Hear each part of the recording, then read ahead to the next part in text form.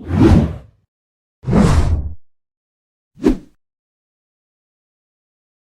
Morning my dear students. मैं vector का part 4 लेके आपके सामने हाजिर हूँ। अब तक हमने पढ़ा एडिशन और सब्ट्रैक्शन और उसकी प्रॉपर्टीज, उसके रूल्स। अब हम पढ़ेंगे मल्टीप्लिकेशन। बात तो इतनी जाहिर है कि इतनी समझ में आ गई होगी कि स्केलर क्वांटिटी क्या होती है और वेक्टर क्वांटिटी। फिर भी एक बार रिपीट करते हैं कि स्केलर क्वांटिटी वो होती है जिसमें सिर्फ और सिर्फ मैग्नीट्यूड अर्थात परिमाण होता है, और वेक्टर यानी सदिश वो होती है जिसमें परिमाण के साथ साथ दिशा यानी मैग्नीट्यूड के साथ साथ डायरेक्शन भी होता है। अब मल्टीप्लिकेशन टॉपिक स्टार्ट करने से पहले दिमाग में ये छोटी सी बात जरूर स्टार्ट हुई होगी आपके कि आखिर मल्टीप्लिकेशन दो वेक्टर का किस तरह से अलग है स्केलर अलजेब्रा से। तो अब तक जो हम स्केलर अलजेब्रा बचपन से पढ़ते आ रहे हैं, 2 × 3 = 6, 6 × 2 = 12, इसी तरह से वेक्टर मल्टीप्लिकेशन नहीं हो सकता। वेक्टर मल्टीप्लिकेशन करने के लिए हमारे पास दो व्यवस्थाएं हैं। पहला व्यवस्था है स्केलर मल्टीप्लिकेशन, जिसको हम कहते हैं, जिसको डॉट प्रोडक्ट भी कहा जा सकता है या इनर प्रोडक्ट भी कहा जाता है। और दूसरा व्यवस्था हमारे पास है जिसको हम कहते हैं क्रॉस प्रोडक्ट या वेक्टर प्रोडक्ट। अब तुरंत दिमाग में क्लिक किया होगा कि आखिर ये स्केलर मल्टीप्लिकेशन सर क्यों बोल रहे हैं और वेक्टर मल्टीप्लिकेशन क्यों बोल रहे हैं। स्केलर मल्टीप्लिकेशन हम इसलिए बोल रहे हैं, क्यों ओरिजिनेट हुआ स्केलर मल्टीप्लिकेशन और क्यों ओरिजिनेट हुआ वेक्टर मल्टीप्लिकेशन, ध्यान देंगे। सपोज करें यहाँ आप पीछे से अपने दोस्त को, साइकिल पे बैठे हुए एक दोस्त को धक्का दे रहे हैं, लेकिन सिर्फ ये आपका दोस्त इस साइकिल पे बैठा हुआ है, कोई पैडल नहीं मारा। आप उसको पुश किए यानी धक्का दिए और उसका पोजीशन ए से बी पर चला आया। फिर आपसे जब बहस हुई अपने मित्र से, तो आपने कहा कि फोर्स हमने लगाया, इस वजह से साइकिल आगे बढ़ी। आपका मित्र बोला कि फोर्स हमने लगाया इसलिए साइकिल आगे बढ़ी। दोनों में विवाद हुआ और अंततः ये पता चला कि फोर्स आपने लगाया जिसकी वजह से ये आगे बढ़ा। किस तरह का विवाद हुआ? मित्र ने कहा कि मैंने भी तो एक फोर्स लगाया है, मेरा वेट नीचे की ओर mg लग रहा है। आपका मित्र बोला उससे नहीं मतलब है, आपका फोर्स अगर mg लग रहा है तो इस हिसाब से मेरा भी तो फोर्स mg लग रहा है। तो इस तरह से m × g आपका भी लग रहा है, फ्रेंड का भी लग रहा है। तो ये बड़ा दिमाग में एक दुविधा उत्पन्न हो गई कि आखिर साइकिल को आगे बढ़ाने का काम किया किसने। तो अल्टीमेटली आप सोच समझ के बहुत सारे कैलकुलेशन के बाद, बहुत लोगों से पूछने के बाद ये पता चला कि ये साइकिल आपके लगाए हुए फोर्स से पता चला बढ़ा है। और एक्चुअली ये साइकिल इसलिए आपके लगाए हुए फोर्स से बढ़ा है क्योंकि कार्य यानी वर्क तभी होता है जब हम फोर्स डिस्प्लेसमेंट के डायरेक्शन में लगाते हैं। इसका मतलब कि डिस्प्लेसमेंट के डायरेक्शन में फोर्स लगाएंगे तभी वर्क होगा, अदरवाइज नहीं। इसका मतलब कि ये फोर्स F का जो हॉरिजॉन्टल कंपोनेंट है F cos थीटा, अब देखेंगे ध्यान से, जैसे जैसे थीटा की वैल्यू बदलती जाएगी इस फोर्स का डायरेक्शन F का डायरेक्शन बदलता जाएगा। और इस तरह हम कह सकते हैं कि ये इस केस में फोर्स का डायरेक्शन F और डिस्प्लेसमेंट का डायरेक्शन D, यानी ये दोनों फोर्स और डिस्प्लेसमेंट वेक्टर एक दूसरे के पैरेलल है। तो जब दो सदिश यानी दो वेक्टर एक दूसरे के समांतर रहेंगे, पैरेलल रहेंगे, तो उस समय जो गुणनखंड यानी गुणनफल यानी मल्टीप्लिकेशन की बात हम करते हैं वो हम स्केलर मल्टीप्लिकेशन या इनर प्रोडक्ट या डॉट प्रोडक्ट की बात करते हैं। अब थोड़ा आपको शैंपेन पिलाते हैं यानी दूसरे बॉटल की ओर ले चलते हैं। यहाँ पे हम वेक्टर की बात कैसे करेंगे? जब भी पार्टीज में आप बॉटल खोलते होगे, वैसे ये गलत है, वैधानिक चेतावनी यही है कि शराब पीना स्वास्थ्य के लिए हानिकारक या शैंपेन भी पीना अच्छी बात नहीं। फिलहाल हमें फिजिक्स से मतलब है कि आखिर बोतल में फिजिक्स कैसे लगा। तो ये जरा देखें कि ये वेक्टर आप ये जब इस ढक्कन पे फोर्स रोटेशनल फोर्स लगाते हो तो आप फोर्स लगा रहे हो रोटेशनल, लेकिन अफसोस की बात ये है कि ढक्कन ऊपर की ओर मूव करता है जिससे ढक्कन खुलता और यहाँ से शराब ऐसे उड़ता और आप एंजॉय करते। इसका मतलब क्या है कि जिधर आप फोर्स लगा रहे हो उसकी परपेंडिकुलर डायरेक्शन में वर्क हो रहा है। ये देखो, जिधर आपने फोर्स लगाया उसके परपेंडिकुलर डायरेक्शन में डिस्प्लेसमेंट हो रहा है। इस केस में दो वेक्टर एक दूसरे के परपेंडिकुलर है। अब बातों को समराइज कर रहे हैं कि अब इस केस में वेक्टर प्रोडक्ट यूज होगा। अब बातों को समराइज करते हुए ये कह रहे हैं कि किसी भी दो वेक्टर के बीच स्केलर मल्टीप्लिकेशन ये बात बताती है कि वो दोनों वेक्टर एक दूसरे के कितने पैरेलल हैं, और वेक्टर प्रोडक्ट दो वेक्टर के बीच ये बात बताती है कि वो दोनों वेक्टर एक दूसरे के कितने परपेंडिकुलर हैं। फिलहाल तो हम वेक्टर प्रोडक्ट के बारे में बात में करेंगे, हम बात में करते हैं। फिलहाल आज हम करने वाले हैं स्केलर प्रोडक्ट के बारे में, यानी कि डॉट प्रोडक्ट के बारे में, यानी इनर प्रोडक्ट के बारे में। तो जरा देखें, अब हमें इनर प्रोडक्ट, अभी हमने बताया कि ये फोर्स F है और ये फोर्स और डिस्प्लेसमेंट वेक्टर और फोर्स वेक्टर दोनों एक ही डायरेक्शन में लग रहे हैं, और ये direction of force is directly depends on theta. जैसे जैसे थीटा की वैल्यू बदल रही है F का डायरेक्शन भी बदलता चला जाएगा। इसका मतलब स्केलर प्रोडक्ट ये बताता है कि दो वेक्टर एक दूसरे से कितना पैरेलल है। तो अब स्केलर प्रोडक्ट को डिफाइन कैसे करेंगे जरा समझें। तो अगला टॉपिक है स्केलर डॉट या इनर प्रोडक्ट को हम डिफाइन कैसे करेंगे। तो जरा देखें, late A and B be any two non-zero vector, तो उस केस में scalar product of two vector, इसको हम डिनोट करते हैं A डॉट B से। वो इक्विवेलेंट होता है modulus of vector A modulus of vector B और कॉस थीटा। जरा समझेंगे ध्यान से, ये हमारा दो वेक्टर का डॉट प्रोडक्ट है, यानी थोड़ा सा और इसको जनरलाइज करें तो ये हो जाएगा A into B cos theta. अब ये देखें A डॉट B, इसको ज्योमेट्रिकली समझने की कोशिश करेंगे।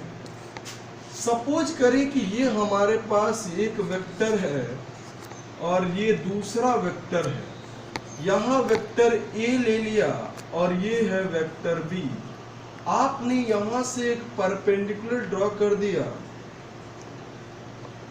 और इसका नाम दिया आपने OL, और यहाँ से भी एक परपेंडिकुलर ड्रॉ कर दिया और इसका नाम दे दिया M, और ये हो गया O।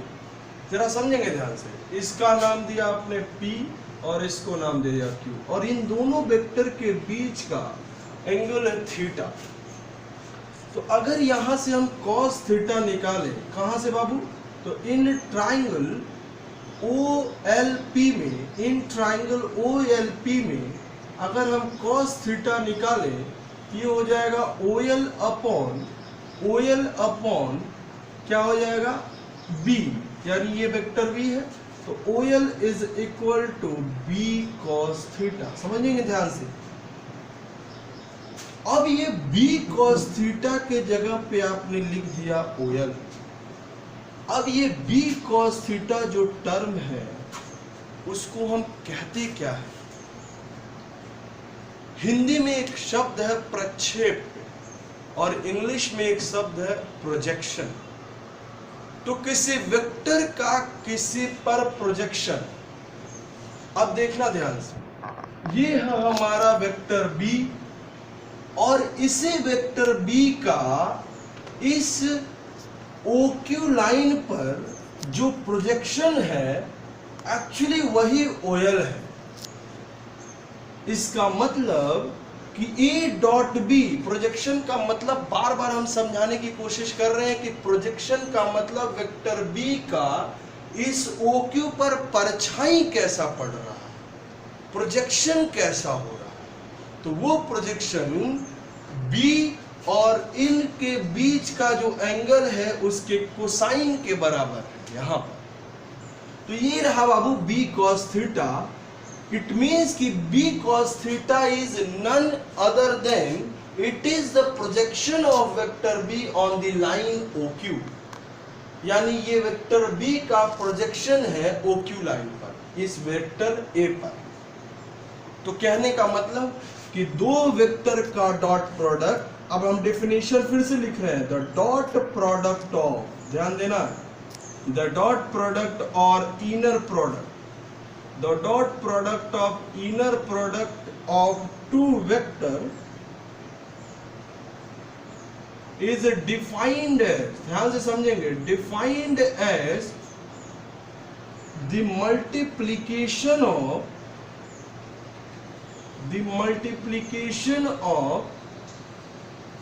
magnitude of one vector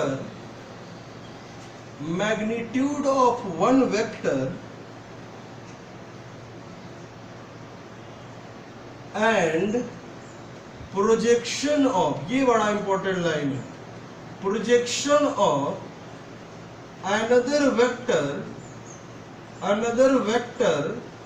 on the first vector, on the first vector. ध्यान से समझेंगे इस बात को।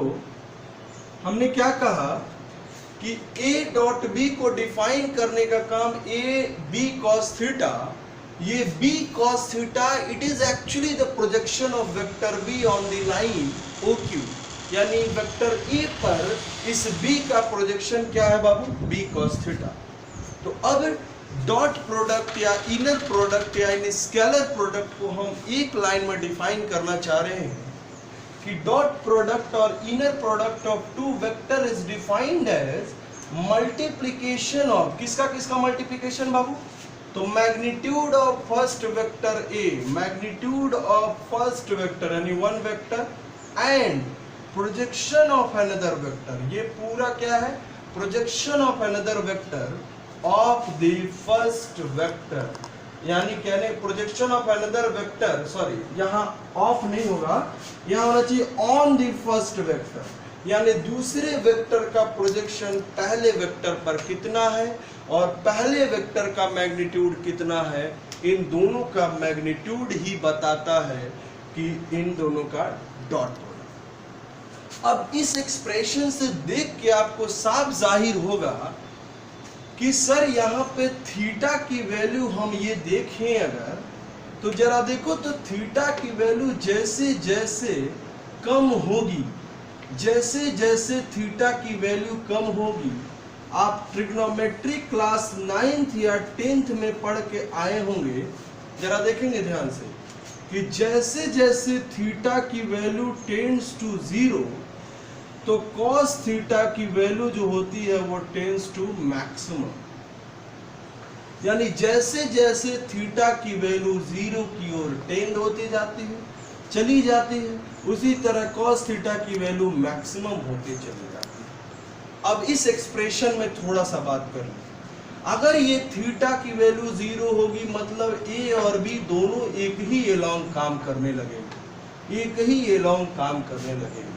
अभी तो वही बात हमने बताया कि स्केलर प्रोडक्ट ये बताता है कि दो वेक्टर एक दूसरे के पैरेलल कितना ज्यादा से ज्यादा है, यानी कितना पैरेलल है, यही बताता है दो वेक्टर का स्केलर प्रोडक्ट। इसका मतलब कि अगर ये value a dot B maximum कब होगा, तो if थीटा की वैल्यू 0 हो जाए, that is a and b, समझना, a and b both are parallel.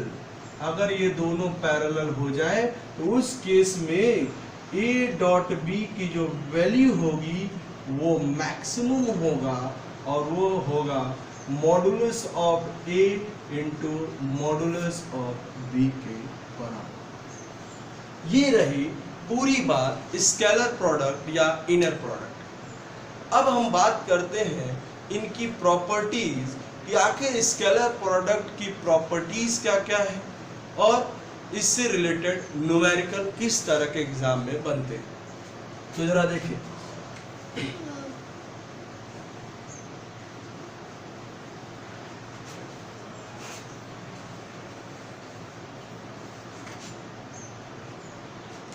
अब पहली जो प्रॉपर्टी है, ये हेडिंग में एक्चुअली मिटाना पड़ेगा।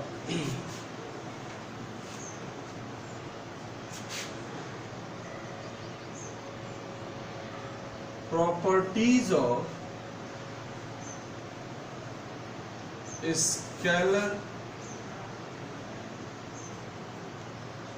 Product of two vector. Properties of scalar product of two vector. अब तो यही बात है, जरा देखेंगे ध्यान से।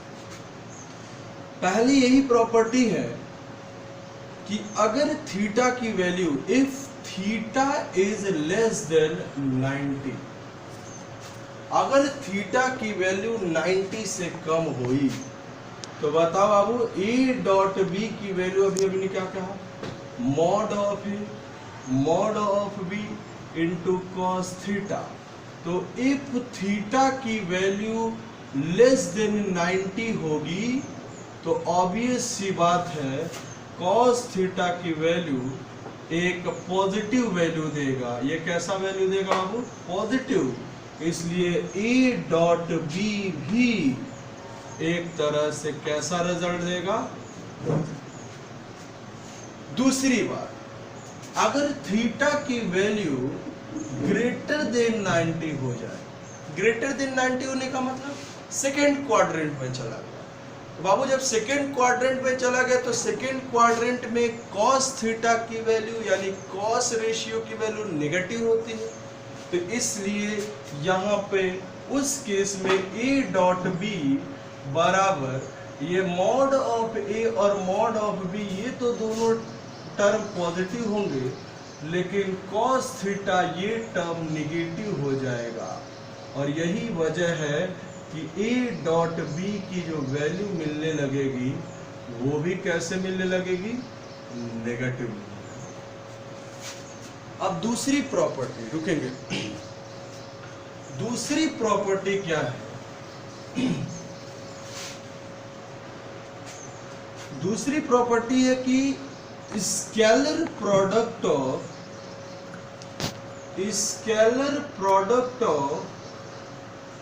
To vector is commutative. क्या बाबू, कॉम्यूटेटिव।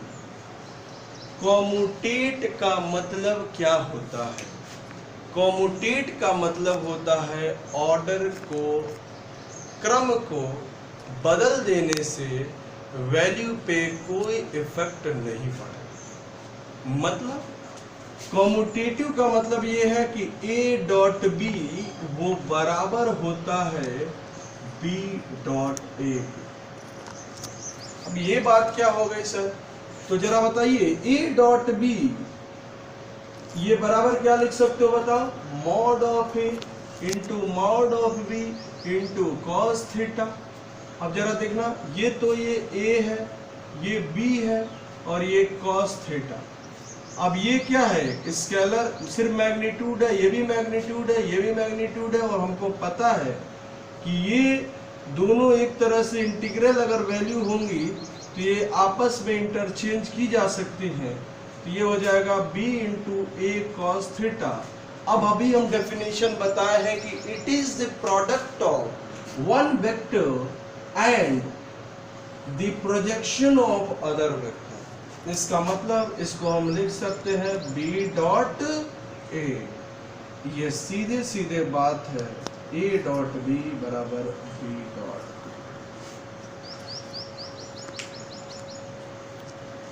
अब देखिए आगे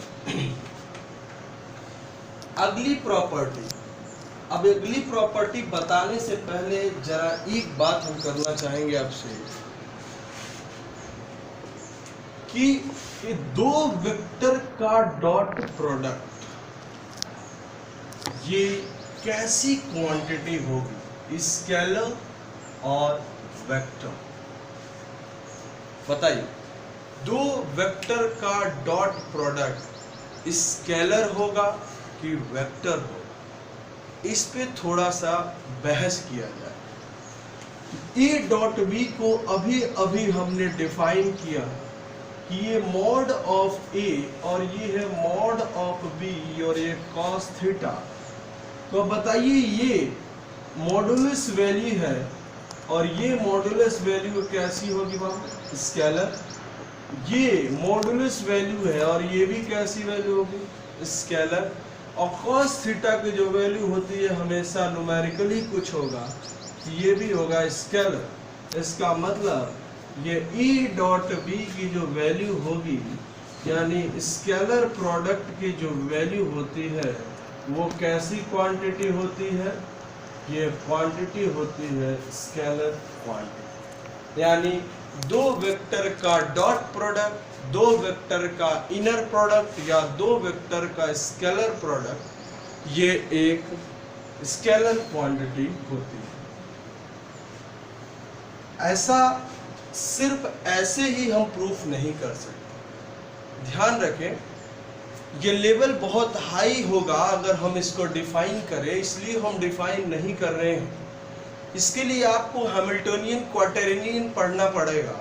हैमिल्टोनियन ने ये बताया था कि ये डॉट बी की जो वैल्यू होगी वो एक स्केलर क्वांटिटी होगी, यानी ये प्रूफ हो पाता है हैमिल्टोनियन क्वार्टेरियन से। लेकिन अफसोस की बात है कि ये लेक्चर देखने वाले अभी 11th में पढ़ रहे हैं, 12th में पढ़ रहे हैं, जो नीट की भी तैयारी कर रहे हैं, आईआईटी की भी तैयारी कर रहे हैं, उनके सिलेबस में ना अभी तक क्वार्टेरियन आया है। ये बहुत ही हार्ड ऑर्डर की चीज हो जाएगी। क्वार्टेरियन एक्चुअली है क्या चीज, ये छोटा सा डेफिनेशन हम बता रहे हैं कि quaternion is the generalization of a complex number in 4 dimension. तो अभी तो हम 3 डायमेंशन में ठीक से नहीं पढ़ पाए, और यहाँ पे हमको कॉम्प्लेक्स नंबर का 4 डायमेंशन में कैसे जनरलाइजेशन होगा, ये हैमिल्टन ने बताया था। इस कॉन्सेप्ट का प्रूफ कि आखिर ये स्केलर ये स्केलर कैसे होगा, इस कॉन्सेप्ट का प्रूफ ऐसा नहीं है कि ये इलॉजिक है। आपके स्तर पर ये मैग्नीट्यूड है तो स्केलर, ये मैग्नीट्यूड है तो स्केलर, ये कॉस थीटा है तो ये भी न्यूमेरिकल वैल्यू होगी, इसलिए ये पूरा एक स्केलर क्वांटिटी होगा। लेकिन अगर बात कोई कुतर्क पे आ जाए, कोई आपसे कह दे कुतर्क करने के लिए, तर्क नहीं कुतर्क, तो उस केस में आपको 4 डायमेंशन में घुसना पड़ेगा और फिर आपको बताना पड़ेगा कि आखिर ये दो वेक्टर का डॉट प्रोडक्ट जनरलाइज हुआ है हैमिल्टन क्वार्टेरियन से। और ये वहाँ पे जब हम पढ़ेंगे, यानी बहुत अपग्रेडेड वर्जन हो गया, यानी लगभग आपको अगर बीएससी 3rd ईयर या क्वांटम मैकेनिक्स आप एमएससी में जाते हैं तो वहाँ पे आपको पढ़ने को मिलता है। तो अगर अभी हम समझाएं तो ना आपको समझ में आएगा और ना ही उसका कोई मतलब है यहाँ पे। तो ये बेहतर आपके लिए कि आप ये समझें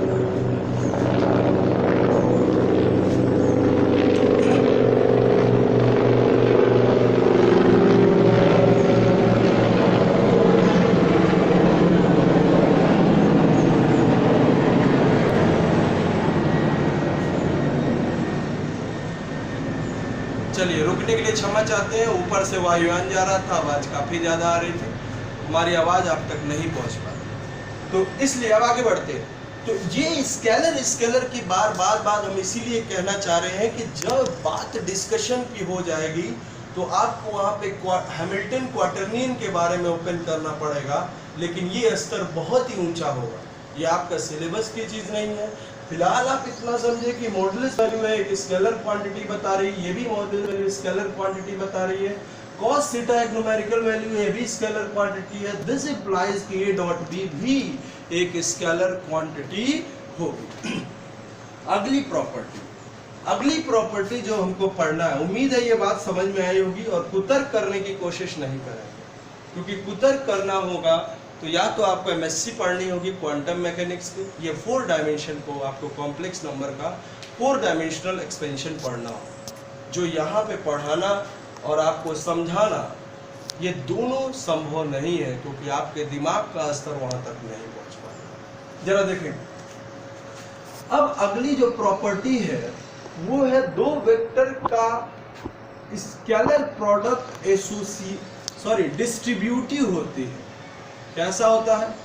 डिस्ट्रीब्यूटिव लॉ को सेटिस्फाई करता है। यानी एक वेक्टर है वेक्टर ए, अगर ये दो वेक्टर के साथ मल्टीप्लाई होता है सम के, तो ये डिस्ट्रीब्यूट हो जाता है A dot B plus A dot सी।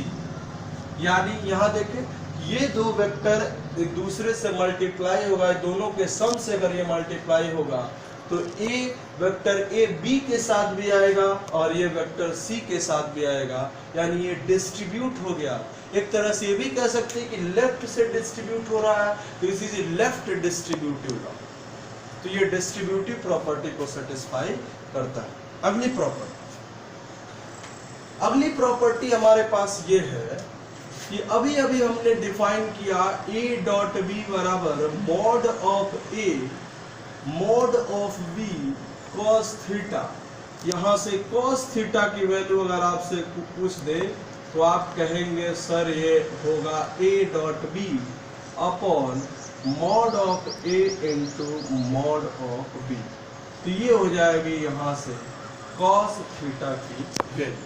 ये सारी प्रॉपर्टी हम पढ़ रहे हैं स्केलर मल्टीप्लिकेशन की, कितनी प्रॉपर्टी है, और यहाँ से अगर कोई थीटा निकालने को आपसे बोल दे तो आप ये भी कर सकते हैं cos inverse is equal to a dot B mod of a dot mod of b।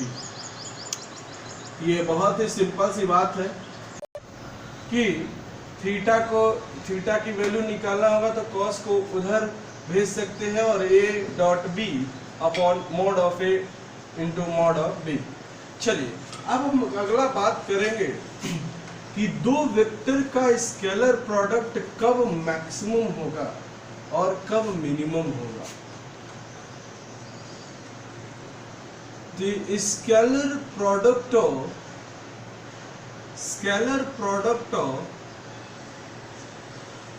two vector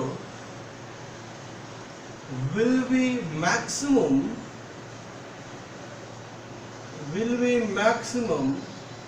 कब होगा मैक्सिमम बाबू?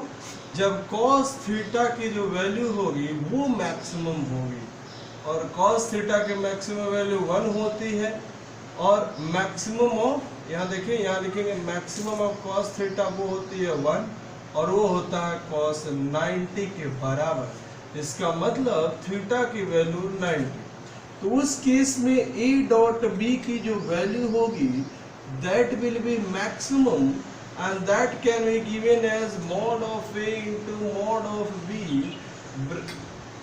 sorry यहाँ देखेंगे this is not 90, this is 0 and this is also 0, तो यहाँ हो जाएगा बाबू क्या cos 0 की वैल्यू।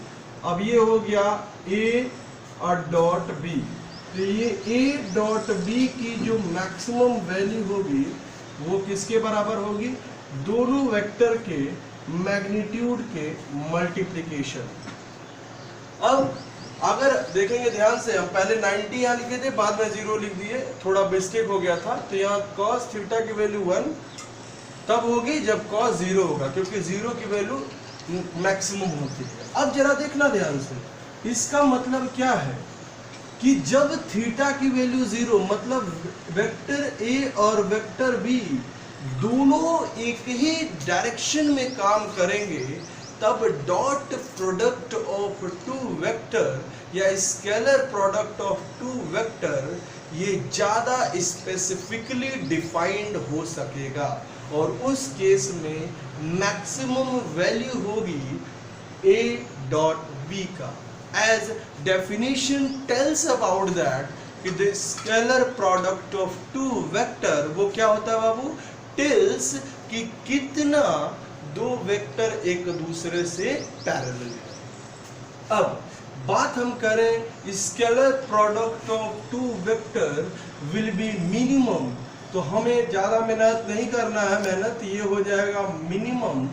और यहाँ पे cos थीटा की वैल्यू मिनिमम कब होगी बाबू, तो cos थीटा की मिनिमम ऑफ cos थीटा 0, और उस केस में 90, और थीटा की वैल्यू इस केस में 90, तो जब ये 90 हो जाएगी उस केस में ये पूरा वैल्यू वेनिश कर जाएगा, यानी A dot B into cos 0 ये टोटल हो जाएगा 0। अब समझना ध्यान से, बहुत ही मजेदार रिजल्ट इस बात का है कि जब वेक्टर ए और वेक्टर बी ये दोनों एक दूसरे के परपेंडिकुलर हैं, क्या कहे, जब वेक्टर ए और वेक्टर बी ये दोनों एक दूसरे के परपेंडिकुलर है, तो उस केस में ये मैक्सिमम ना होके मिनिमम होगा और वो 0 होगा। और 0 होने का मतलब कि जब दो वेक्टर परपेंडिकुलर होंगे तो scalar product of two vector vanish कर जाएगा, एग्जिस्ट ही नहीं करेगा। ये बात साफ जाहिर है कि scalar product of two vector यही बताता है कि दो वेक्टर एक दूसरे से कितना स्पेसिफिकली पैरेलल है। बात समझ में आई? अब आगे चलेंगे। अगली प्रॉपर्टी हमारे पास है, और अगली प्रॉपर्टी को हम नाम देते हैं सेल्फ डॉट प्रोडक्ट। क्या कहते हैं? Self dot product. नाम से स्पष्ट है कि एक वेक्टर का उसी वेक्टर के साथ मल्टीप्लाई, यानी हम निकालना चाह रहे हैं ए dot A. Self dot product का मतलब वेक्टर ए वो बराबर हो वेक्टर बी का, और उसको हम मान लिए वेक्टर ए से वेक्टर ए, यानी सब आपस में बराबर है, या इतना मानने की जरूरत नहीं है, इसी को मान ले ये दोनों बराबर है। तो उस केस में ए डॉट ए इसको हम कहते हैं सेल्फ डॉट प्रोडक्ट। क्या कहते हैं बाबू? Self dot product. और ये डिफाइन होगा mod of A into mod of A और कॉस, क्योंकि दोनों सेम वेक्टर है इसलिए थीटा की वैल्यू 0, और उस केस में ए डॉट ए बराबर होगी ए स्क्वायर। अब याद करिए वो दास्तां जब हम बता ये रहे थे कि जब हम रिजल्टेंट आर की वैल्यू वहां निकाल रहे थे, तो याद करिए आर स्क्वायर के जगह पे हम डायरेक्ट आर स्क्वायर लिख रहे थे। इसकी वजह यही थी कि आर डॉट आर की वैल्यू आर स्क्वायर के बराबर हो जाता है, और उस केस में ए की वैल्यू अंडर रूट में लिख सकते हैं vector A into vector A, यानी वेक्टर ए का स्क्वायर। सेल्फ डॉट प्रोडक्ट क्या कहता है बाबू? किसी वेक्टर का उसी वेक्टर के साथ स्केलर प्रोडक्ट उस वेक्टर के मैग्नीट्यूड के स्क्वायर के बराबर होता है। ये बात समझ में आ गई होगी। आगे अगली टॉपिक जरा देखें। अगली जो प्रॉपर्टी हमारे पास है वो अगली प्रॉपर्टी है in the case of unit vector. अगर हमारे पास यूनिट वेक्टर है तो उस केस में क्या होगा? तो उस केस में क्या होगा बाबू, N cap into N cap बराबर ये हो जाएगा, बताओ जल्दी, ये हो जाएगा N cap mod of N cap और इंटू कॉस थीटा, और क्योंकि दोनों एन कैप है तो उस केस में वैल्यू 0 हो जाएगी, और n cap into N cap की वैल्यू जो होगी वो 1 के बराबर होगा। किसके बराबर होगा, 1 के बराबर। इसका मतलब जनरलाइज करें हम ऑर्थोगोनल यूनिट वेक्टर में, 3 ऑर्थोगोनल यूनिट वेक्टर से हमारा परिचय हो चुका है, जिसका नाम है आई और जे और के। इसका मतलब बाबू कि आई डॉट आई वो जे डॉट जे और के डॉट के, क्योंकि ये तीनों यूनिट वेक्टर हैं, ये सब का सेल्फ डॉट प्रोडक्ट जो होगा वो 1 के बराबर होगा। ये बड़ा इंपॉर्टेंट, 1 के बराबर होगा, यानी I dot I J dot J के डॉट के। थोड़ा और मजेदार बात ये है कि अगर हम बात करें ऑर्थोगोनल यूनिट वेक्टर, ये अभी हम बात कर रहे हैं ऑर्थोगोनल यूनिट वेक्टर, इस केस में आई डॉट आई और जे डॉट में। दूसरे केस की अगर हम बात करें, जरा देखें, ये सपोज आई है, ये है जे और ये है के, तो जरा देखना बाबू, ये सब एक दूसरे के म्यूचुअली परपेंडिकुलर है। तो अगर कोई निकाले आई डॉट जे तो क्या हो जाएगा बताओ, mod of I mod of J, और कॉस यहाँ पे 90 है, इसका मतलब कि आई डॉट जे इंटू 0 और ये पूरी वैल्यू हो जाएगी 0। इसका मतलब I dot J, J dot के और के डॉट आई, ये तीनों की वैल्यू वैनिश हो गई भाई, और वो हो गई 0। जरा देखना ना, बहुत मजेदार बात। इसी तरह जे डॉट आई, तो हम ये लिख सकते हैं I dot J, J dot के और के डॉट आई, यह तीनों की वैल्यू 0 होगी। ये दोनों बहुत ही इंपॉर्टेंट रिजल्ट। पहली बात हमने ये कहा कि उस वेक्टर का उसी के साथ मल्टीप्लाई, यानी 2 यूनिट वेक्टर का, ऑर्थोगोनल यूनिट वेक्टर का उसी के साथ सेल्फ डॉट प्रोडक्ट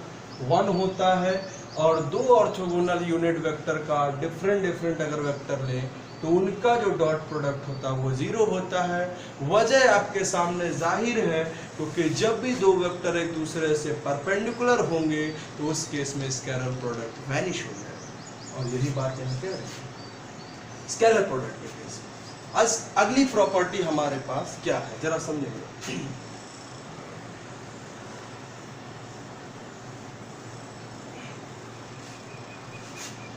अगली प्रॉपर्टी,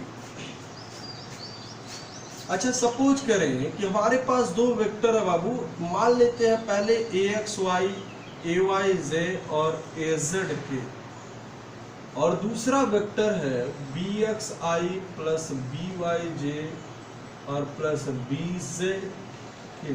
इसको हम मल्टीप्लाई करना चाहते हैं। मान ले ये वेक्टर A है और ये पूरा वेक्टर B है, इन दोनों का हम मल्टीप्लाई करना चाहते हैं डॉट पर। तो I का I में मल्टीप्लाई AX इंटू BX और I डॉट I, जरा समझिएगा ध्यान से। लेकिन IX का जब BY में मल्टीप्लाई होगा तो होगा बाबू I डॉट J, और I डॉट J किसके बराबर हो जाएगा, 0 के। किसके बराबर, 0 के। इसी तरह I का जब K में मल्टीप्लाई होगा तो I डॉट K किसके बराबर हो जाएगा, 0 के। इसी तरह से सिर्फ AX इंटू BX कोफिशिएंट बचेगा। सिमिलरली यहाँ पर भी AY इंटू BY कोफिशिएंट बचेगा, और ये हो जाएगा J डॉट J, और सिमिलरली यहाँ AZ इंटू BZ बचेगा, और ये हो जाएगा k इंटू k।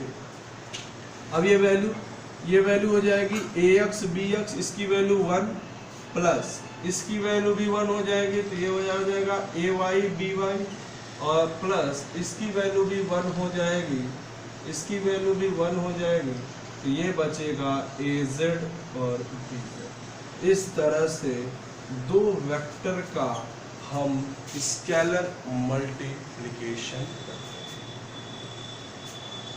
अब कुछ एग्जाम्पल्स हमारे पास, इस एग्जाम्पल के तहत सबसे बड़ी बात तो यही रही और सबसे आसान सा एग्जाम्पल ये रहा स्केलर प्रोडक्ट का, वो है वर्क। क्या बाबू? वर्क। अभी हमने बताया कि अगर किसी बॉडी पर एक फोर्स आपने F लगाया, उसमें कुछ डिस्प्लेसमेंट यस क्रिएट हो गया, तो अगर ये थीटा है, इस F का इसके अलोंग क्या प्रोजेक्शन होगा, that will be F cos theta. तो आपको पता है कि वर्क डन बराबर क्या होता है बाबू? वर्क डन बराबर होता है force into displacement in the direction of force. तो हम किधर बात कर रहे हैं? इधर डिस्प्लेसमेंट ले रहे हैं तो इधर का फोर्स मिलेगा। तो ये हो जाएगा क्या? बोलो जल्दी। ये हो जाएगा S और ये हो जाएगा F cos थीटा।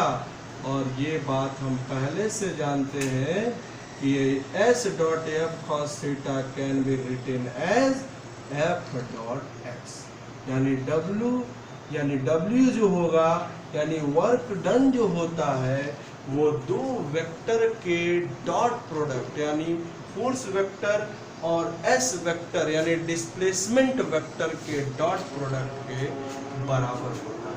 ये यस क्या है बाबू? ये यस है डिस्प्लेसमेंट। क्या होता है? डिस्प्लेसमेंट। अगला हमारे पास इस वर्क के बाद एग्जाम्पल है, उसको हम कहते हैं पावर। क्या कहते हैं बाबू? पावर। तो पावर में क्या है जरा देखो। अगला एग्जाम्पल पावर बताने से पहले बायो वालों के लिए और बायो और मैथमेटिक्स दोनों के लिए छोटा सा इंट्रोडक्शन हम देना चाहते हैं डिफरेंशिएशन। किसी फंक्शन का कोई अगर फंक्शन है fx, इस पर एक ऑपरेटर लगाएं d by dx, इसको हम कहते हैं डिफरेंशियल ऑपरेटर। क्या कहते हैं बाबू? Differential operator. और अगर ये बताता है differentiation with respect to variable x, ये कह सकते हैं कि d by dx of fx अगर कोई लिखता है, इसका मतलब होता है differentiation of the function fx with respect to x। लेकिन अगर हम d by dt करें किसी फंक्शन का, तो ये बताता है differentiation of the function with respect to t। ये d क्या बता रहा है? d बताता है चेंज को, यानी टाइम के रिस्पेक्ट में उस फंक्शन में कितना चेंज हुआ, वही बताता है d। जरा समझने की कोशिश करें। अब हम पावर की बात करें तो पहले तो अभी हमने पढ़ा कि W is equal to F into S। अब दोनों तरफ ये डिफरेंशिएशन हम लगा रहे हैं, तो हम लिख रहे हैं differentiating both side with respect to t। ये हो जाएगा dw अपॉन t, वो बराबर हो जाएगा। अब देखो ये F एक कांस्टेंट फोर्स वर्क है। This work is what? This work is constant force work. अब ये कांस्टेंट फोर्स वर्क होगा तो फोर्स कांस्टेंट है बाबू। जो कांस्टेंट है वो कैसे बदल सकता है? इसका मतलब कांस्टेंट में डिफरेंशियल ऑपरेटर जब लगाएंगे तो कांस्टेंट बाहर आ जाएगा, और डिफरेंशिएटर ऑपरेटर सिर्फ इसी के साथ लगेगा टी। अब ये टेंडेंसी यानी capacity of doing work, Babu unit time में छोटे देखो थे, ये डी बता रहा है छोटे इंक्रीमेंट के बारे में, ये भी डी बताएगा छोटे इंक्रीमेंट के बारे में, यानी छोटे से टाइम के बीच में कितना वर्क हुआ। अगर आपके भाषा में कहें तो कितनी देर में तुम कितनी काम कर लोगे, इसका मतलब कि तुम्हारे काम करने की औकात कितनी है। गलत शब्द नहीं है औकात, फिजिक्स में जरा देखेंगे, काम करने की औकात यानी कैपेसिटी कितनी है, यानी हम बात करें पावर कितना है तो dW/dt ये बताएगा P के बारे में, और ये ds/dt displacement, change in displacement with respect to time, ये बताएगा वेलोसिटी को, क्योंकि हमको पता है कि चेंज इन डिस्प्लेसमेंट, ध्यान से समझेंगे, change in displacement with respect to time ये बताता है v को, तो ये हो जाएगा F/v, यानी पावर भी दो वेक्टर का, दो फिजिकल क्वांटिटी का डॉट प्रोडक्ट है, और वो डॉट प्रोडक्ट है फोर्स और वेलोसिटी वेक्टर। फोर्स और वेलोसिटी वेक्टर का डॉट प्रोडक्ट डिफाइन होता है किससे, पावर से, और वो एक स्केलर क्वांटिटी होती है। अब बातें इतनी हो चुकी, अब इतनी बातें होने के बाद एक बातें और करना चाहेंगे आपसे, और फिर न्यूमेरिकल 2 लगवाएंगे। आज का वीडियो थोड़ा सा लंबा है, समझने की कोशिश करेंगे, जरा देखें।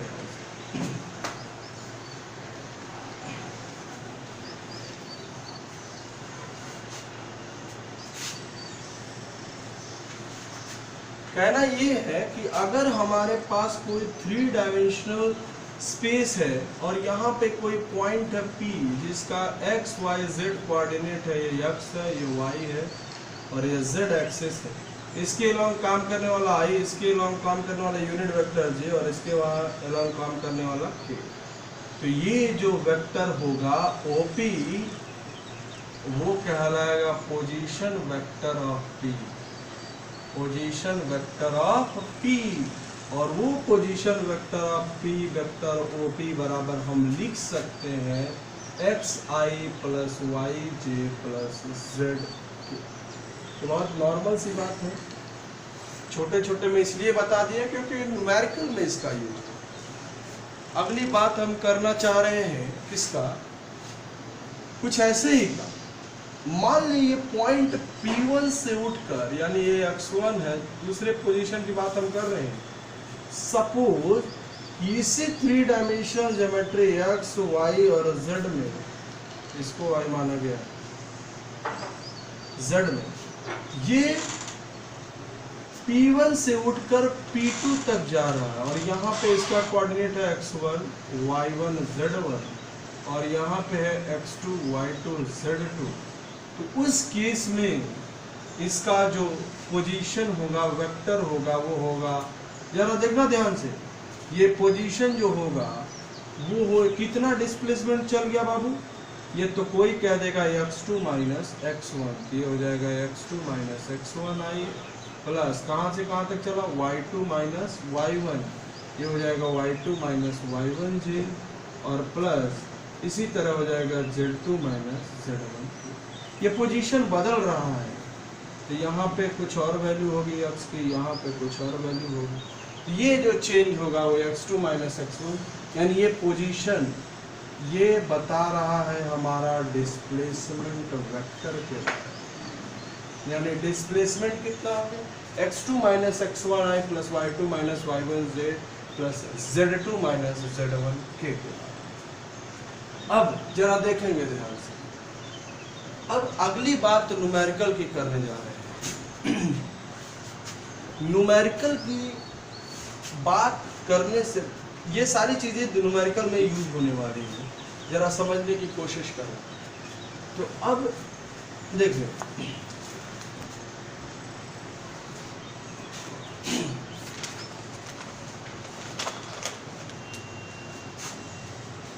एक ही क्वेश्चन आज लगेगा, क्योंकि वीडियो काफ़ी लेंदी हो गया है। न्यूमेरिकल सेक्शन में हम बहुत सारे क्वेश्चन करेंगे। तो आज का क्वेश्चन इसको भी मिटाते हैं।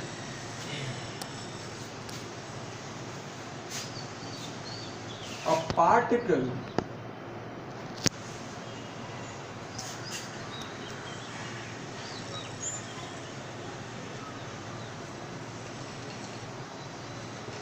now a particle moves from position this to this due to a uniform force। देखेंगे ध्यान से, अब फोर्स की वैल्यू, फोर्स एक वेक्टर क्वांटिटी है, तो इसको वेक्टर नोटेशन में ये दे रखा है, तो हम नोट कर ले vector F is equal to दिया है बाबू 4i प्लस जे और प्लस 3k, और हमारे पास पोजीशन r1 की वैल्यू दे रखा है 3i प्लस 2j और माइनस 6k, और वो r2 ये चला जाता है कहाँ पर 14i प्लस 13j और प्लस 9k, ये यहाँ से यहाँ चाहता है। तो उस केस में हम डिस्प्लेसमेंट अगर निकालें तो उस केस में हमारे पास हो जाएगा, अभी हमने बताया आपको कि r2 माइनस r1 निकालेंगे, ये हो जाएगा x2 माइनस x1 मतलब 14 minus 3i plus y2 minus y1 मतलब 13 माइनस 2j